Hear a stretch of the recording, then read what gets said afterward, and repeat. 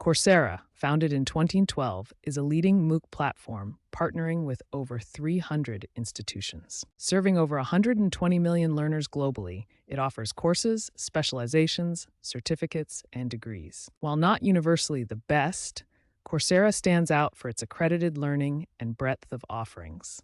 Recent developments include AI integration for personalized learning, expansion of degree programs with top universities, and strong corporate partnerships with companies like Google and IBM. Its freemium model balances free audits with paid certifications and subscriptions. However, competitors like edX and Udemy offer alternatives, particularly in corporate training and vocational skills. Key strengths include its structured approach and university-backed content, but individual learning needs will determine if it's the best choice for you. Coursera democratizes education through scalable online learning. Core features include modular courses with video lectures, quizzes, and projects.